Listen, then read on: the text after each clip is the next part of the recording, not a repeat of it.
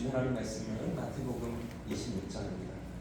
마태복음 26장 57절부터 68절까지의 말씀을 시작했습니다. 마태복음 26장 57절부터 68절까지 교독해서 읽어서 읽겠습니다. 예수를 잡은 자들이 그를 끌고 대제사장 가야바에게로 가니 거기 서기관과 장로들이 모여있더라.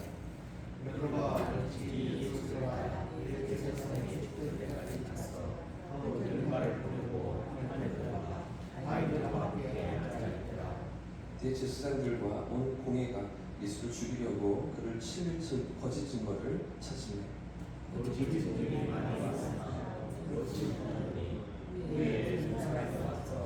이르되 이 사람의 말이 내가 하나님의 성전을 헐고 사흘 동안에 지을 수 있다 하더라 하니 제사장이 그래서 예수에게 이르되 아무도 대답도 없느냐 이 사람들이 너를 지을 증거가 아니냐 하되 예수께서 침묵하시거늘 대제사장이 이르되 내가 너로 살아계신 하나님께 맹세하게 하노니 내가 하나님의 아들 그리스도인지 우리에게 말하라.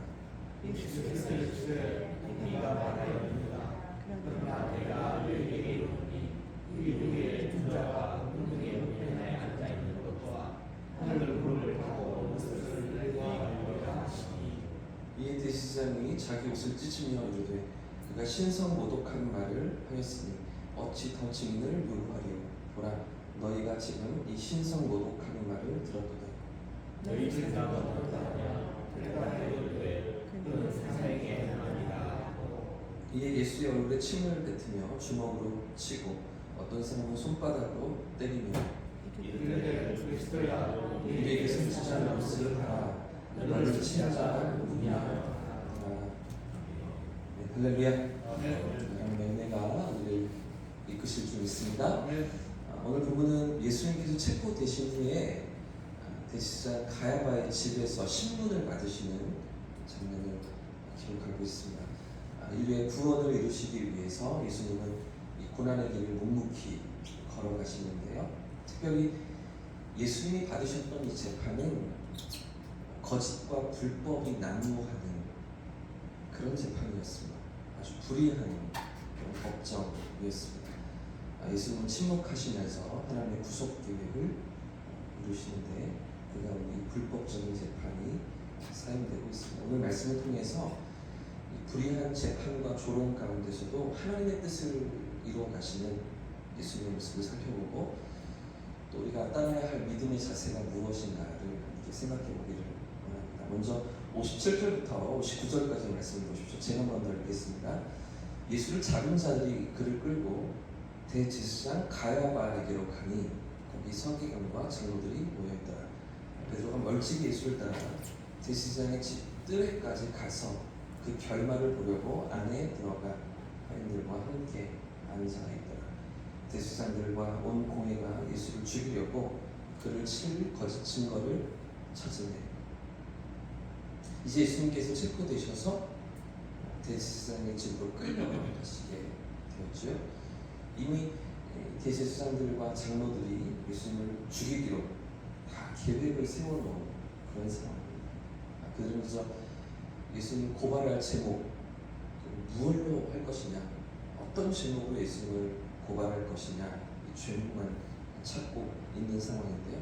그것도 거짓 증인을 내세워서 가짜 증인을 내세워서 증거를 만들어 예수님을 정죄하려고 하고 있습니다. 그러니까 이 재판은 처음부터 아주 잘못된 재판이었습니다. 전혀 공정이나 정의를 찾을 수 없는 재판인데요. 사실 예수님의 재판을 자세히 들여다보면 여러 가지 면에서 당시 유대 율법이나 관습을 어긴 그런 모습들이 드러납니다. 첫 번째는 이 재판이 야간에 진행된 재판이었다는 것입니다. 유대 율법에 따르면 재판은 낮에 열려야 했습니다. 절대로 밤에 열리는 법이 없었습니다. 그런데 지금 예수님의 이 재판은 어떻습니까? 이미 6월절에 시작된 그 밤에 한밤중에 겟세마네 동산에서 기도하시던 예수님을 붙잡아갔죠. 그러니까 밤이 깊은 새벽까지 이어지는 그런 재판이었습니다. 이것만으로도 재판이 이미 공정하다고 할 수가 없는 것입니다. 율법을 어긴 그런 재판인데, 또 하나는 이 산헤드린 공회의 절차도 무시한 재판이었다는 것입니다. 산헤드린 공회는 이 유대 최고 의결 기관이잖아요. 유대인들의 최고 그 민사법을 재판하는 그런 재판인데, 그런데 이 재판에 있어서 여러 규정을 지켜야 했습니다. 특히 이 사형 선고와 같은 중범죄에 대해서는 최소한 이틀이 지나서 재판의 판결을 내려야 하는, 이틀 동안은 묵혀두면서 충분한 심의와 토론을 하면서 정말 그러한가, 정말 그렇게 언도를 내릴 만한가, 뭐 이런 것들을 따져야 했던 그런 기간이 필요했는데, 하지만 예수님의 사형 판결은 어떻습니까? 즉각적으로 이루어지고 있죠. 그 밤에, 그 새벽에 그대로 결의가 이루어지고 있습니다. 재판 과정에 대한 이 오류, 또 증거에 대한 어떤 오류를 확인할 여지를 전혀 두지 않고 곧바로 판결을 내리는 이런 과정과 절차를 다 어기고 있는 그런 장면 아니겠습니까? 세 번째로 이 산헤드린 공회는 언제나 만장일치로 판결을 내렸다고 합니다. 하지만 이 규정도 지켜지지 않죠. 이 산헤드린 공회가 그 밤에 다 모여지지도 않았습니다. 이 대제사장들과 장로들 모인 사람들로만 재판을 진행합니다. 그러니까 산헤드린 공회 공회원들 다 모으는 이런 과정도 생략하고 무시하고 판결을 진행하고 있는 것입니다. 그리고 네 번째, 로마법을 위반한 것입니다. 당시에 유대 민족은 로마 제국의 통치 아래 있었기 때문에 사형 판결을 내릴 권한이 없었습니다. 그러니까 아까 말씀드린 두 번째에서 사형 판결을 내릴 때 이틀 이상 묵혀야 했다라는 것은 이 로마의 지배를 받기 전의 상황입니다. 로마가 그들을 통치하기 전에, 로마 식민 지배를 받기 전에 그 상황에 있어서 사형 판결을 내릴 때 이틀 이상 묵혀야 됐던 것이, 그들은 지금 사형 판결을 내릴 권한이 없었습니다. 민사에 있어서 어떤 소송을 처리하면서 누가 책임이 있다, 얼마를 물어줘야 한다, 옥신각신하는 것들은 판결할 수 있는 산헤드린 공회이지만, 지금 로마의 압제를 받던 그들의 상황 가운데서는 이 사형 판결을 내릴 수가 없는 그런 산헤드린 공회인데도 불구하고 그들이 어떤 결의를 하고 있습니까? 예수님을 죽이기로 결의합니다. 요한복음 18장 31절 말씀을 보시면 예수님에 대해서 사형을 결의했다라고 요한이 우리에게 보도합니다. 그리고 이 결의한, 산헤드린 공회가 사형을 결의한 이것을 가지고서 로마의 총독이었던 빌라도에게 찾아가죠. 이미 다 결정을 내려놓고서 결의를 하고서 그대로 빌라도에게 요청합니다. 그러니까 이게 사실은 로마법을 어긴 그런 절차였던 것이죠. 이건 역시 불법이었습니다. 다섯 번째, 마지막으로 불법적인 장소에서의 재판입니다. 유대인들에게 있어서 재판은 이 성전 안에 있던, 예루살렘 성전 안에 있던 공회당에서 재판을 진행해야 했는데, 지금 어디서 재판이 진행되고 있습니까? 대제사장의 집입니다. 가야바의 집에서 재판이 진행되고 있는 것이죠. 원래는 이 공회당 안에서 재판을 진행하면서 누구나 다 볼 수 있도록, 누구나 다 그 재판을 확인할 수 있도록 공개적으로 진행돼야 함에도 불구하고 지금 전혀 그렇지가 않은 거죠. 그 개인의 집에서, 그 관저에서 비공개적으로, 비공식적으로, 그러니까 이 모든 유대 율법을 어기고 관습도 어기고 로마법까지 어긴 불법적인 재판이 지금 이 밤에 진행되고 있던 거죠. 총체적으로 불법 투성이 그런 재판이죠. 거짓 증인들을 세웁니다. 과정과 절차도 하나도 지키지 않습니다. 자기들의 율법도 로마법도 전혀 지키지 않는 그런 불의한 재판이 지금 진행되고 있던 것인데요. 여러분 같으면 어떻게 하시겠습니까? 이렇게 말도 안 되는 재판을 만약 내가 당한다면 여러분 어떻게 반응하시겠습니까? 어제 야당 대표의 그 또 다른 재판이 판결이 있었잖아요. 그 심판결이 지난주에도 하나가 있었고 어제도 하나가 있었는데, 사실 어제 더 제목이 큰 이슈였는데, 어제 거는 무죄 판결이 나오고 징화주권 유죄 판결이 나오고 법정 앞에서 난리가 났죠. 그 야당 대표를 지지하는 사람들과 반대하는 사람들이 양쪽에서 시위를 하면서 한쪽에서는 공의로 정직한 판결이 이루어졌다고 하면 한쪽에서는 완전 사법부가 이제 망했다, 나라가 망했다 하면서 막 탄식하고 막 소리치고 시위하는 그런 모습들 뉴스에서 보도되지 않았습니다. 내 재판이 아닙니다. 자기들과 상관 있는 재판이 아닙니다. 물론 국민이니까 뭐 관련이 되어 있지만 나와 직접적인 그런 어떤 이해 당사가 되는 그런 것이 아닌데도 불구하고 그렇게 많은 사람들이 모여 시위를 하는데 나와 관련된 불법적인 재판, 내게 있어서 이렇게 과정과 절차를 지키지 않은 불이한 재판, 여러분이 당하신다면 어떻게 하시겠습니까? 강하게 반발하겠죠? 이 목숨이 걸려있는 지금 재판에 조목조목 따지면서 이유를 들어가면서 바로 잡아야 하지 않겠습니까?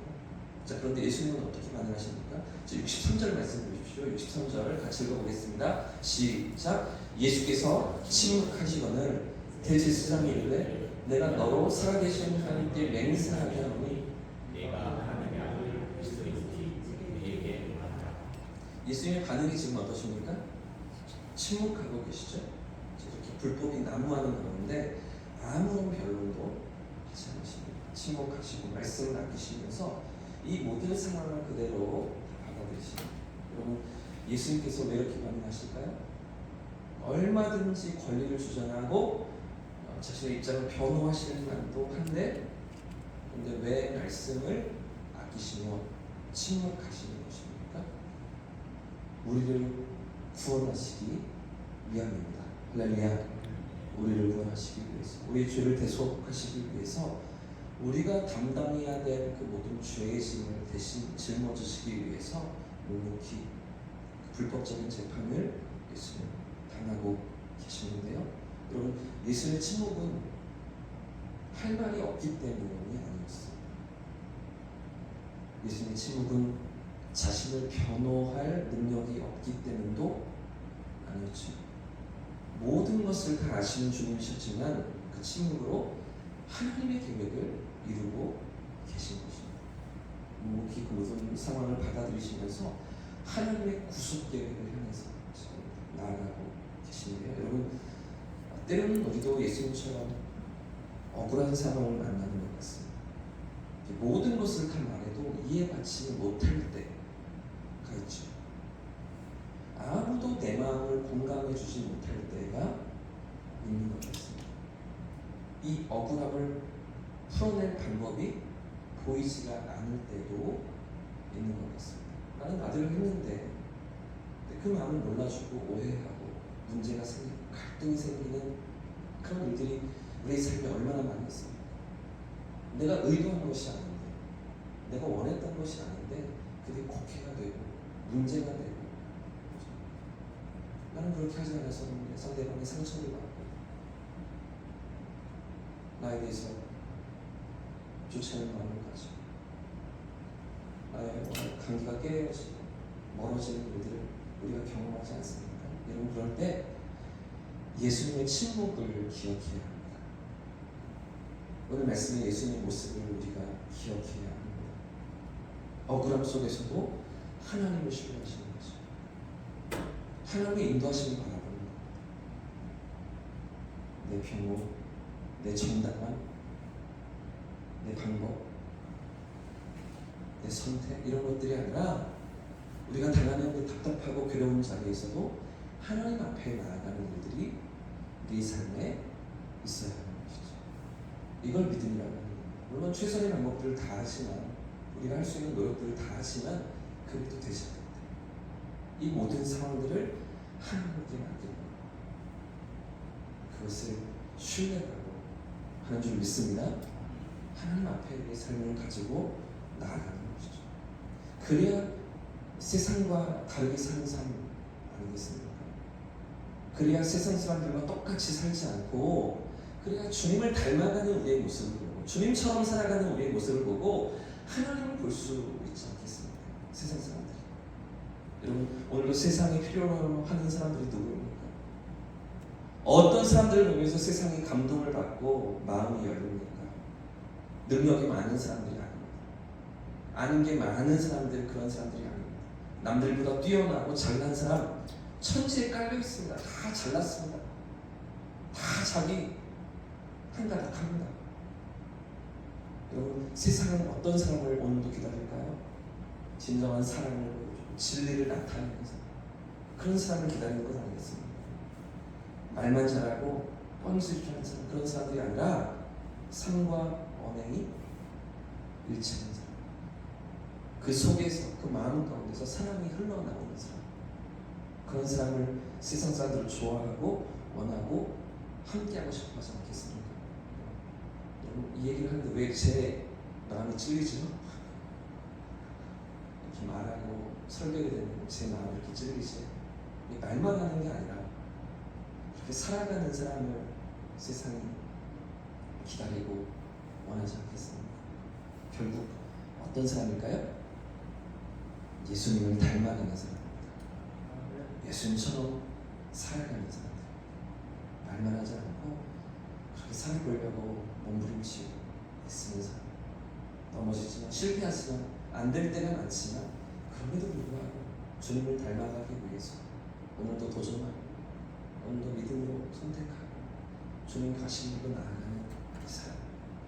여러분, 교회 안에서만 아니라 세상 가운데서 이렇게 살아가는 저와 여러분 되시길 축복합니다. 그걸 성화라고 하잖아요. 거룩한 길로 나아가는 것, 거룩함을 닮아가는 것, 예수님을 닮아가는 것, 그걸 성화라고 하지 않겠습니까? 그런 사람을 오늘도 세상은 기다리는 거죠. 어쩌면 그러지 못해서 그런 것들에 너무나 실망해서, 그래서 오늘 교회를 향해 그렇게 아우성치고 교회 너희만큼은 좀 달랐으면 했는데, 교회만큼, 교회 안에 있는 사람들만큼 그 세상과 달랐으면, 그런 기대들이 있었는데 거기에서 실망하면서 마음을 닫고 있는 것 아니겠습니까? 여러분, 오늘 내 삶이 예수님을 닮아갈 수 있기를 원합니다. 그분의 겸손과 사랑을 침묵 속에서도 드러난 순종을 본받아서 우리가 가는 길마다 예수님의 향기를 드러내고 살아있는 그곳에서 하나님의 살아계심이 드러나는 저와 여러분 되시기를 예수님의 이름으로 축복합니다.